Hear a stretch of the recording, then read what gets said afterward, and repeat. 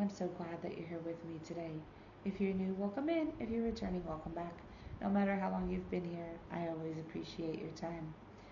I have a few questions for answering today.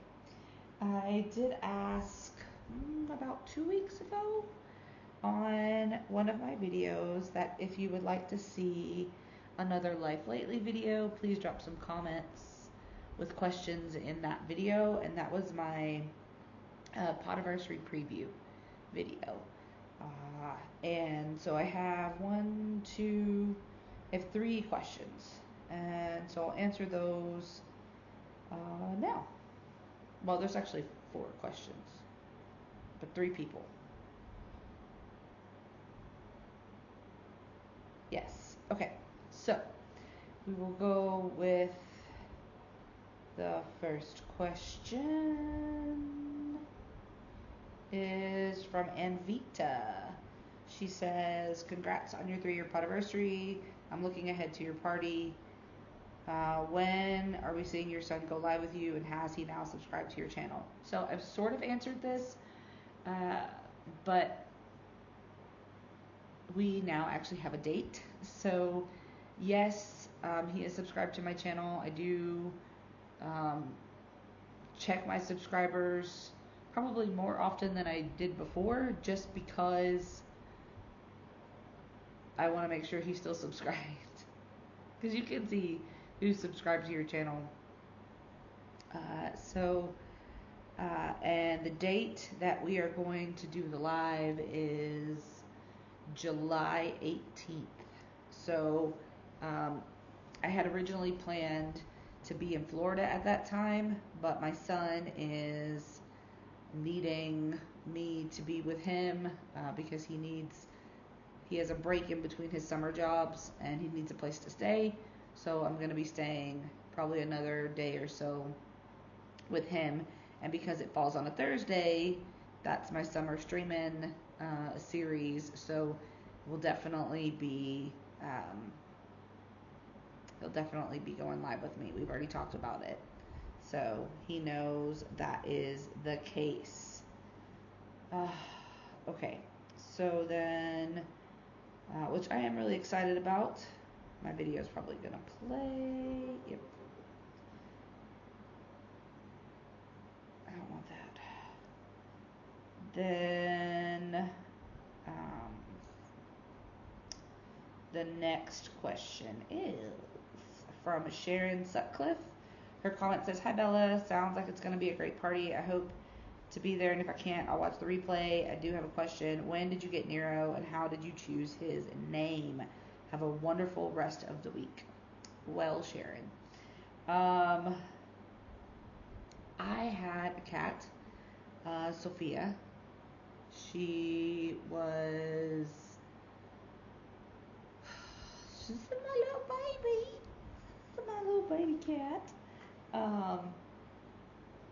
Because the first cat I ever had on my own his name was Merlin, and his name was Merlin because he had a little white tuft that came down. It came down pretty far, like a beard, and he loved to play tricks on people. He loved to surprise, gonna attack your ankles, or hide in the cabinet and be out 3 o'clock in the morning, or jump in the freezer. Or play with the water while you're in the shower, like all these crazy things, right? And then Sophia, I had to give Merlin to my mom because my son had really bad asthma, to the point where he had breathing treatments and things like that, and cat hair in there. He wasn't allergic. He's not allergic to cats, but it was not good for his breathing. Then my mom wouldn't give me my cat back. And I got Sophia, and Sophia and my son pretty much grew up together. Sophia came with us when we moved to North Carolina, because by that point she was 14-ish years old, and we had to bring her with us. And then she started to get very sick, and she declined fairly quickly, and then she passed away, and I was devastated. It was really hard for me. I know it was really hard for my kids as well. But she was my little baby. I brought her home when she was a little baby, and then she was my little baby. And so we went to a shelter. I did not want to go to the shelter, but we went, and we were looking at the cats, and my son really wanted this cute little kitten. It was very playful. He was getting ready to go to college, and I was like, can't really take the cat to the dorm, and I'm not raising a kitten. Like, it's not where I am in my life right now. I don't want a baby kitty right now. And there's this one cat that just kept reaching for me. And his name on the picture, on his little cage, said his name was Poe, like Edgar Allan Poe. And that was a cool name, literary. And I was like, oh, okay. So, and he was very like, gonna get you, want your attention, very loving. But then also a little spastic. Because when my son or my daughter would go to try to touch him, especially my daughter, he was not happy. And I was like, I don't know if he's the cat for me. But then I started thinking about the fact that this was going to be my animal. So, we brought him home, and he was very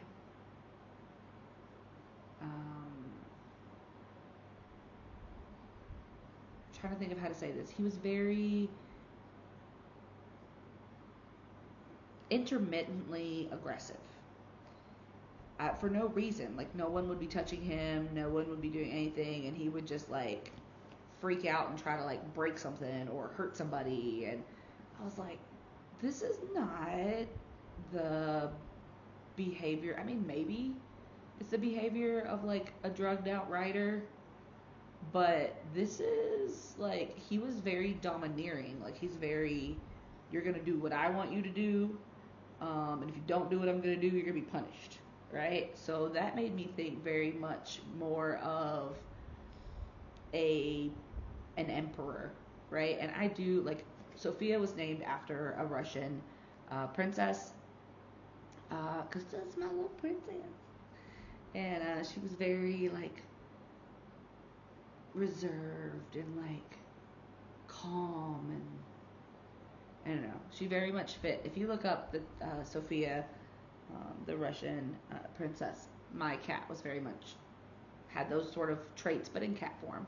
And so I try to find some type of ruler or leader to name my animals after, like find those characteristics. And this cat that I just brought home reminded me very much of the emperor, the Roman Emperor Nero, who, is said to have danced while he watched Rome burn, and he would punish somebody on a whim, and he might not want that to have happened later, because they were already dead, so and that's very much how this cat was acting. And so I was like, okay, well, his name is going to be Nero. And here in Italy, Nero is black. So and it's a black cat. So when people come over, like when my landlord came over, or when other people that are Italian will come over, like the gardener or the whatever, they'll see him and they'll be like, oh, asking me his name, and I say Nero, and they say, ah, ha, ha, ha, Nero, si. And they think it's because he's a black cat, and I say, no. Nome Imperatore de Nero. And they're like, oh, emperor, like his name, and they were like, oh, so it takes on another layer of meaning here in Italy. And when I got him, this job was not even on my radar. It was not even a thing. I was in North Carolina. I thought that's where I was gonna stay, um, and a whole host of things tumbled into place for this job to happen. So it does take on another layer of meaning here, but I got him probably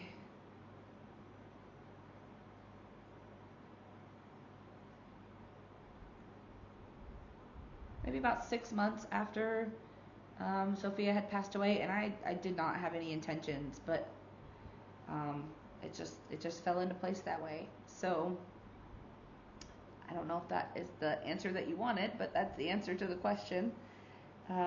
So she died when my son's junior year, in May of my son's junior year, and then we got Nero my son's senior year of high school. So I got him in 2021. When we moved here, it had been a year since I'd had him.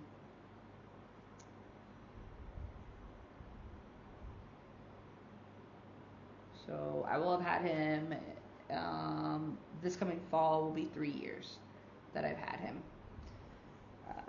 Yeah. Okay, so next question.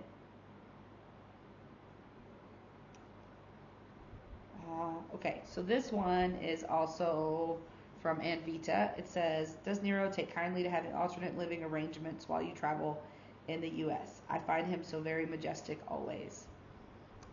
As you should. But he will not be, I debated a lot about that.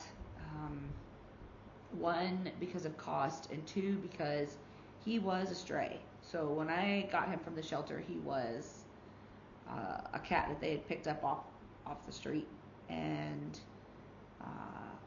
he had gone back and forth between owners, and I really don't want to leave him at all, but the international travel, I mean, it's hard on people, but it's even harder on animals. I mean, all that cabin pressure, and it's not comfortable. But if I could take him with me, I would rather take him with me. Not even for the money, but just because I don't want to leave him. So I found someone who's going to come and check on him and feed him and spend some time with him, because I don't want him to think that I've given him away. I don't want him to think that he has a new home. I don't want him to think any of those things. So he is going to stay here in the house, and someone will come and take care of him for me. Hopefully, I know Sophia, when I would leave, I could leave for about 3 days-ish before she'd start destroying stuff. Like, she'd knock stuff over, I'd come home, things would be broken. So I learned 3 days was my limit with her. Nero, he hasn't really destroyed things yet, but I don't want to test that. So, and also, I mean, he's obviously going to need his litter box cleaned. He's going to need more food and all of that. So he's going to need someone to look after him. But I think the most I've left him alone was maybe 5 days. but it was usually like I would leave that morning, and then so he would be fed, clean water, clean litter box, all of that, and then that would be day one, and then I'd come back, on day 5, and then feed him that evening. So technically, really only 3 full days, but still, yeah. So he will get to stay in his home, and I think that would be better for him. I would feel better that he is not feeling abandoned. I mean, he may still feel abandoned, but at least this is his surroundings. This is his home. So he can go and roam in whatever room he likes, right? Without, and there'll be things here that still have my scent on it, and my daughter's scent, and all of those things. So it won't be such a big change for him. Okay, so I think this is the last question. Let me double check. Oh, well, I mean, technically this is a question. Ninja, Amigurumi Ninja, Ninja, says, "Hiya, honey, how are you?" I'm good. I'm doing all right. Not really looking forward to a big plane ride and bouncing all around the United States, because I'm the one that has to do all of the moving. My daughter is with me, but she can't drive, she can't arrange things, she can't be in charge of things, she can't assist me with that kind of stuff, and I have to keep track of it all, and like I've got to be here from this day to this day, and then I'm going to be here from this day to this day. It's not like, oh, I get to go one place, and then like, oh, if we want to take a trip over here, no, it's like boom, boom, boom, boom, boom. So, I don't know. But I mean, I'm good otherwise. Like, I'm okay. So thanks for asking. Okay, so last question is from Amanda at Obsessive Crochet Lady. She says, "Yay, pod time, so exciting!" And those all have exclamation point marks, which is why I read them like that. She said, "My question for life lately is, how do you find shopping and food in general from the U.S. versus Italy? Love, and Panda Hugs." So, shopping here is, and I've talked about this a little bit in my, excuse me, my birthday shenanigans videos. There are a lot of stores that you have to go to do your shopping. So you can go to a grocery store and buy pretty much all the food that you want. There are some specialty foods where you have to go to different stores to get, but it's still very like, you go to the bakery, and bakery is not the same thing as a bread store. The panificio and the pasticceria are 2 different things. So you can get, bakery is like where you have the sweets, and then the bread shop, the panificio, that's where you get your bread. Sometimes they'll have like pizzettas or the hot dog, pigs in a blanket kind of thing.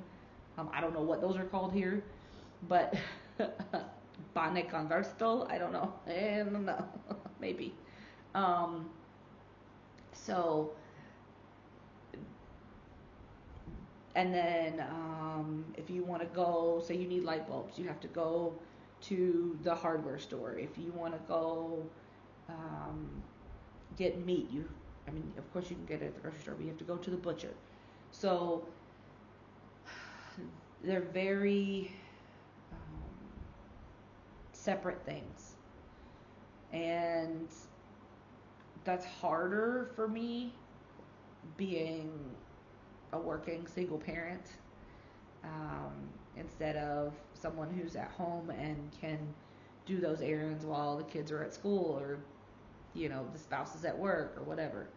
So I don't have that whole day, and then my weekend gets taken up with that. So I would like to get the better quality of meats and things at the butcher and whatnot, but I don't have the time.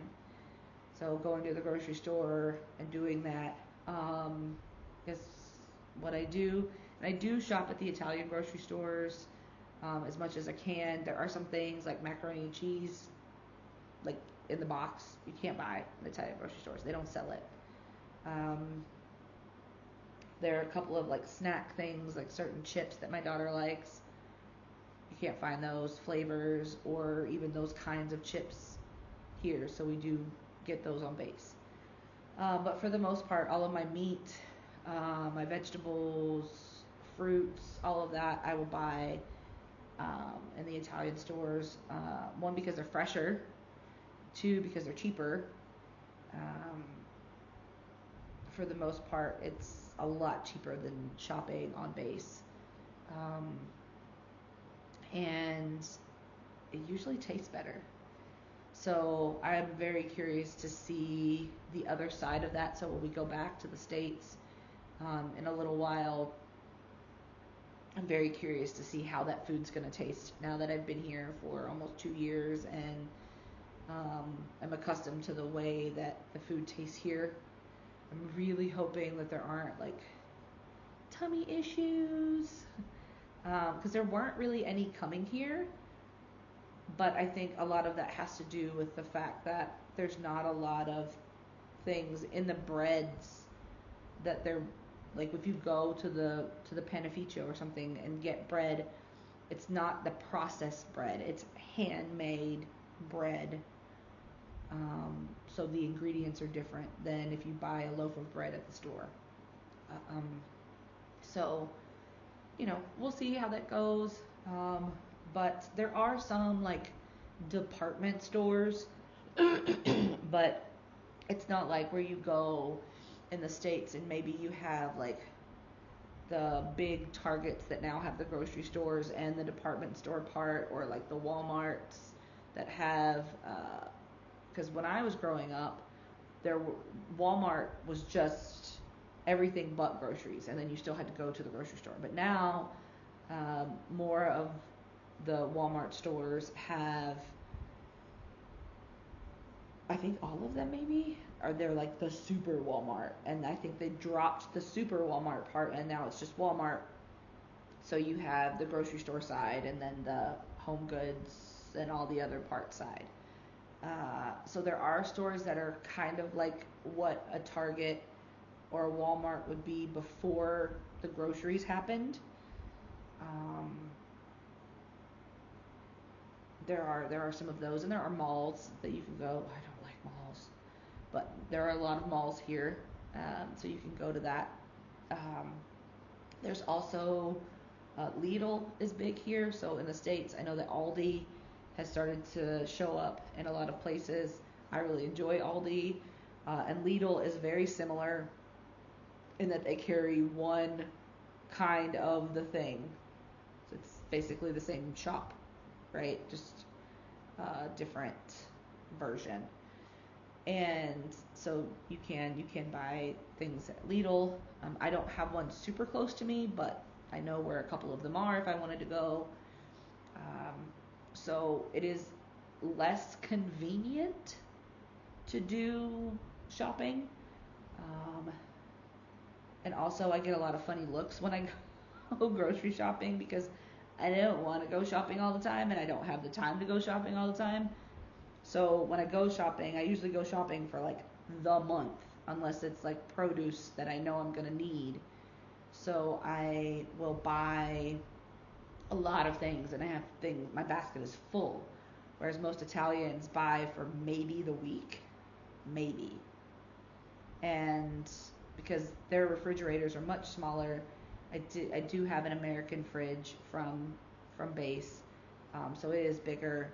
I also have a deep freeze that I'm not using right now, but because there's no sense in keeping it stored while I'm going to be gone. So I have slowly been using what was in the deep freeze and trying not to buy anything new, right? So I have that, and then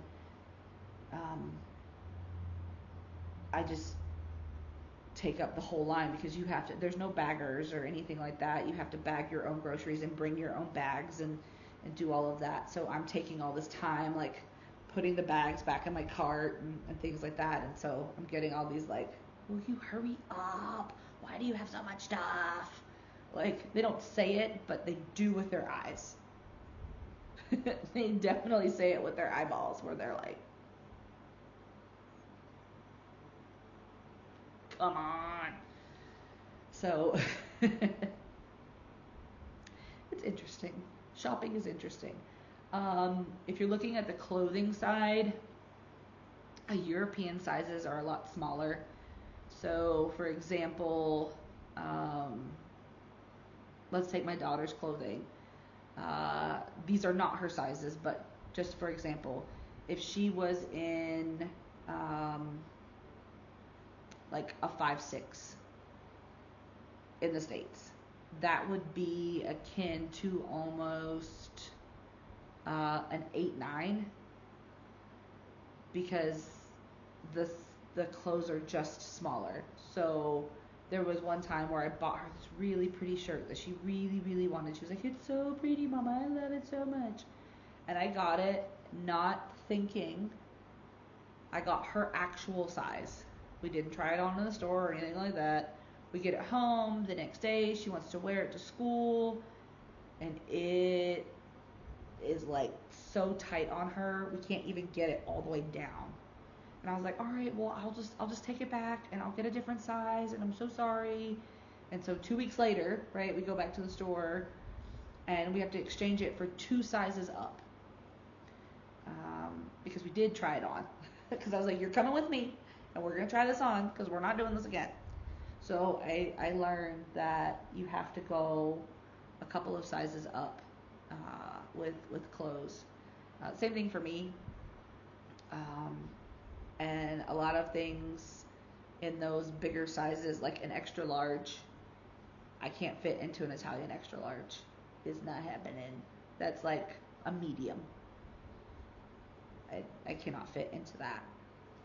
So I have to either order things from the States, or there are Facebook groups where people are selling clothes, and sometimes I'll get things from there because they're usually American clothes that they're selling. So I'll get things that way.